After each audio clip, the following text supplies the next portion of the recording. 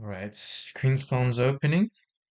Let's play d5, and we're gonna play the Alban counter gambit, a very uh, actually it's a line that I never played before, but it always kind of seems interesting. I know there are a lot of good lines after this one, but after this one I'm not quite sure.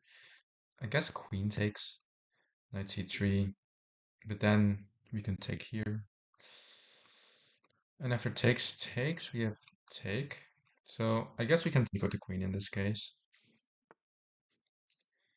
He does play knight c3, which gives me a pawn, I think. And when I take that pawn, the check is blocked, so I guess it's a full free pawn. Or not. After here, there, knight a6 takes. Hmm, interesting. He has knight b5 here, taking here. So we need to defend it. Simple chess. Bishop with knight a6. He attacks it again. Make you want to believe I should play something like this. Develop something. You might as well play c5 here. That's also an option. But I guess b4 is coming. But then we take check here. Maybe you can play this intermezzo. But then we take here. So yeah, b4 doesn't really work here, I think. So he goes for the double attack instead, which doesn't really work either, because if the check takes, he recaptures, but the threat is gone. There is this check, however, but that doesn't seem that dangerous, so we can just develop a knight without much problems. And maybe bishop e7 castle is a very lazy but pretty effective idea. Yeah, this should be good. Okay.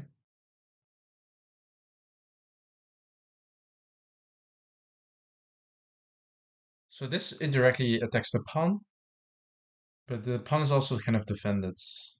Maybe he wants to play e3. Maybe he wants to play knight d6, and after I take, he wants to play e3. So he is stacking the knight as well. So I think we can just counter everything by playing b6, which would then fortify the pawn even more. Meet the threat of bishop takes a6 with bishop takes a6. And yeah, this threat is just not really doing anything. But the problem is that this piece is undefended in that position. So it's very dangerous to execute at the moment. But we'll do it anyways.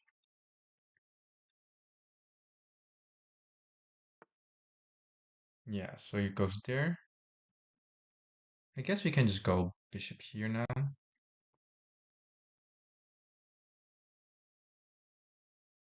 We might as well play bishop e7 as well.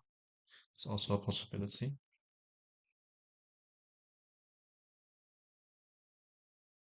But this feels a lot better than the alternative.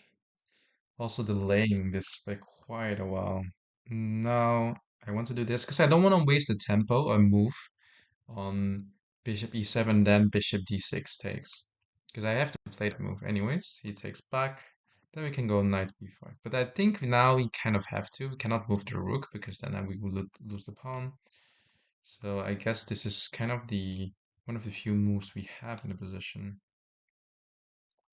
There's also knight here. Because the knight was not really doing anything anyways.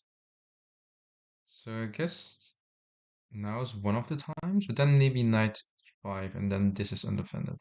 So yeah, bishop e7, kind of the only move we wanted to play for a real long time, but um, didn't want to play because of knight e6, losing the tempo. But now we kind of have to. So we've been delaying it all this time, but now on the last moment we go for it, and then we castle.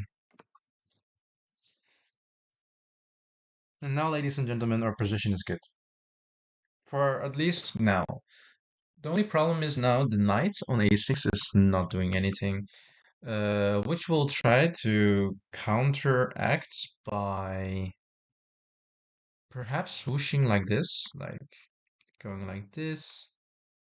Maybe we'll try something like bishop e4, maybe knight e4, but probably bishop e4, because the bishop is defended by the knight, and the knight doesn't really defend the bishop in this position. So white can already think about funny ideas here and there. So bishop here, attacking the bishop. My instinct tells me that I should just develop. There's nothing really going on, nothing much really going on. And then we go bishop c6 perhaps. Then he's forced to take, he'll take back, or he takes by himself. That's fine too, I think. And he attacks the bishop now.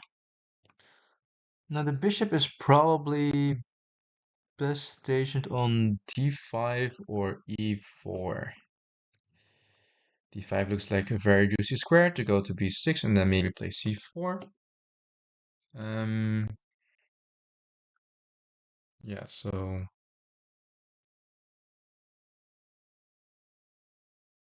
let's just do that.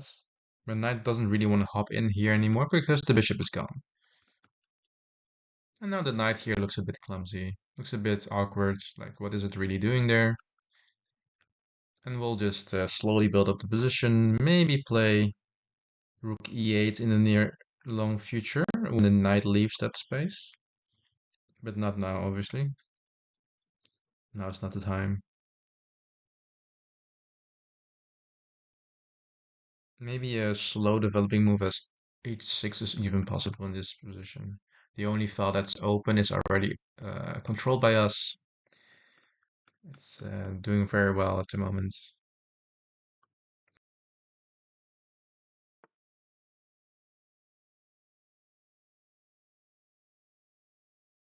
Interesting. He goes knight here, but I don't really see the point. Like maybe he wants to play this. We could already smash forward the pawns. We could go here, which would make him go like somewhere here, and then we can go forward again.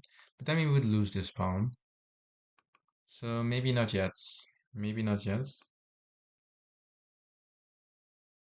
Maybe just develop a bit, put the knight on a better square. Maybe goes to e6. We'll see. And we'll just try to maneuver like Magnus Carlsen. I forgot about rook e8, which is probably a more accurate move in that position.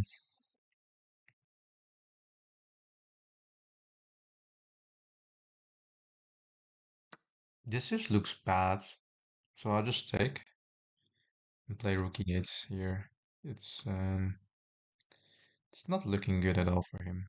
Because now his knight was actually doing a pretty good job there as well. Now I'm really like very skeptical. Let's take this. If plays rook c2, we have d3. Taking this and taking this at the same time. Maybe he could go switch here, but then we would be able to win a pawn with rook takes with check. He goes there voluntarily. Hmm.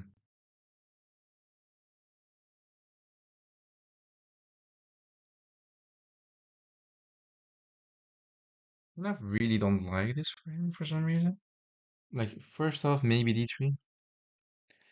We're already pushing our one-up pawn um, up the board, which is already very scary for him. Only problem is that he has knight here. But we could take knight takes. Could also go here again, but then he has this. Then we go here. Then he has this. So the knight is really tricky. Yes, we can go here in that position. And then he goes knight here. And it looks kind of like we swung around all the pieces, and it's not what he wants, but it's not what we want either. I think I'll just go for that.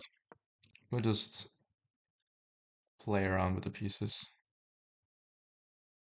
He goes 96, we go here. Maybe he goes here, we go just go back. Goes back, and then maybe we play forward. Who knows? Hopefully we're not blundering anything, because this is defended. Okay, this is not defended, but we'll take care of it. Expecting knight f4 here. Not missing any squares. No, so he has to kind of go there now. Also defending this now.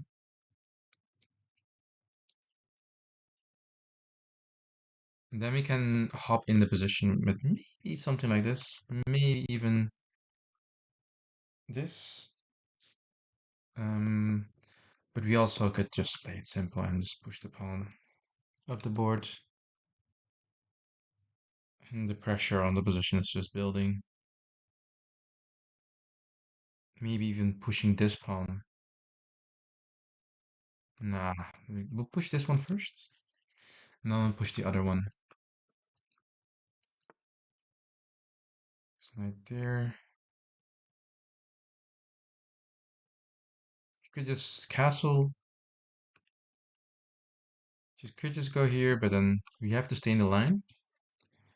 But we can just play rook here, I guess.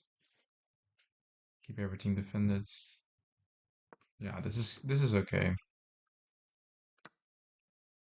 Because again, the pin is pretty darn important here. He castles, so the pin is no longer there. So we'll just hop in the position. Second rank. The rook's really happy on the second rank of the opponent. We're just up a full piece now. Basically not needing to do anything, but also not wanting to do anything, if that makes any sense. So because we're already up material, there's no need to do anything. As long as you are trying to secure the position in a okay manner, which I'm actually not even doing that well at the moment. Um, but again, we're still up a piece. If takes, he takes the knight. So I guess we'll just play.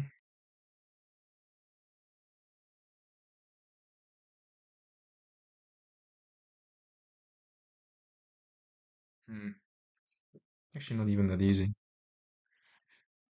But looking at the time, it's time to move. That's something we definitely should do. Let's move a piece. We'll take, and we'll try to put the last piece in order. And at some point, I actually kind of definitely know our opponent will crack. We'll play h6 to prevent a back rank mate.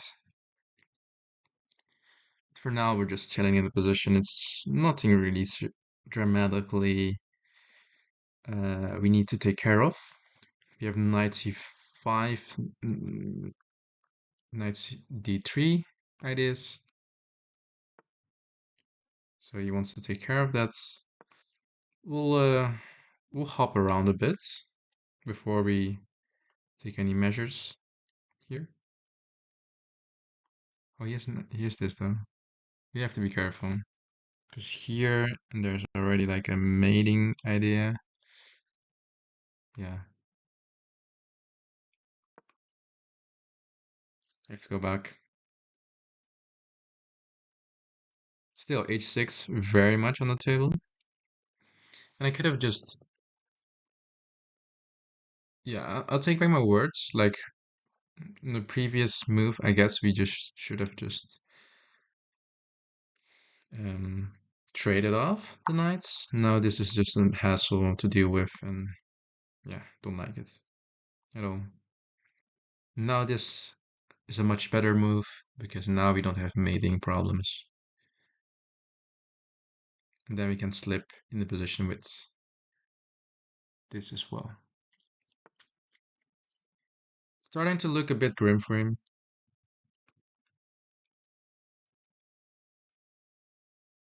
He's definitely gonna try to flag me. I'm quite sure. But we'll try to move accordingly.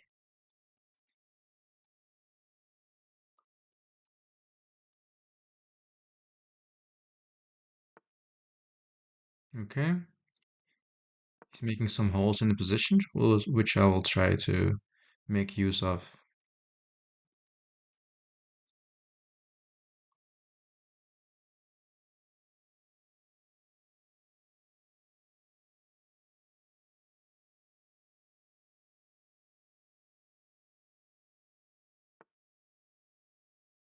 That's a decent move.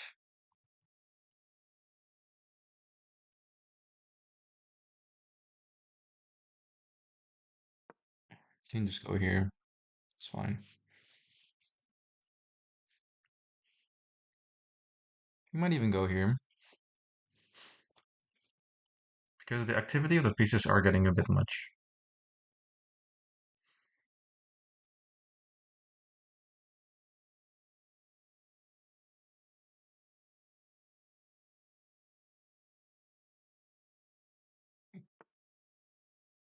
Okay, keeps defending. Let's improve the king a bit before doing anything. Okay, that's a pawn. Thank you. He does have this, but then we just hop around. Pawn is defended. Goes there instead. We'll hop around. Oops. Might blunder something, indeed. It's okay. No, it's like very important to be flexible. Maybe come up with new ideas in position. Keep things stands though. Um,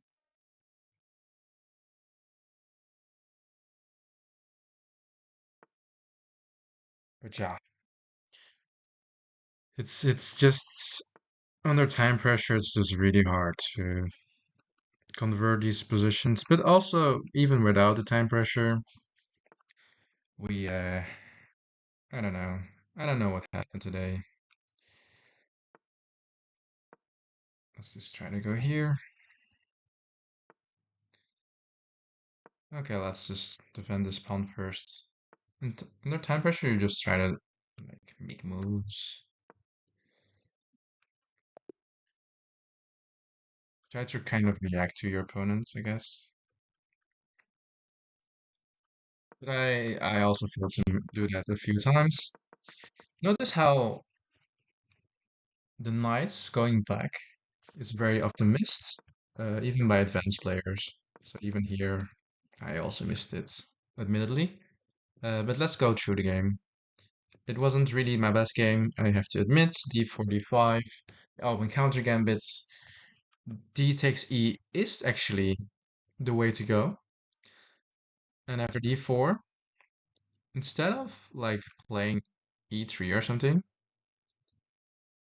which would garner you like something in the lines of, oh, you go here, retake here, oh, I get a free piece, check here, and then you under promote to a knight, which is really cool. Because if you promote to a queen, um, well, white takes your queen with check, and then take your queen. But in this situation, when you take with the knight, you kind of have to react to it. If you take with the knight, if you take the knight for bishop g4, excuse me, and then you lose the queen. And if you go back, you're just bad. Apparently here, d2, knight e6, and yeah, this is hanging. So yeah, what do you do? It's just lose. Okay, here, take, and take a free piece. Yeah, it doesn't look good. It doesn't look good. Thank you, engine. So instead, because of this, like my opponent decided to take the other pawn, getting our both out of theory, but he kind of played knight c3 automatically, not realizing this pawn is hanging. So we already started with the pawn up. Then we hung on to that pawn. I thought he was here, but we hung on to the pawn when he played this. Uh, I thought we could have played something like this. He developed the bishop. Instead, he should have played e3 apparently. After bishop takes. Now this pawn is a bit hanging, and if you don't do anything about it, maybe you even have this sacrifice, which looks cool. But now that I realize that it's defended by the bishop, it's like a never mind. It doesn't really work. So instead, he played bishop out, knight f6. He attacked another one.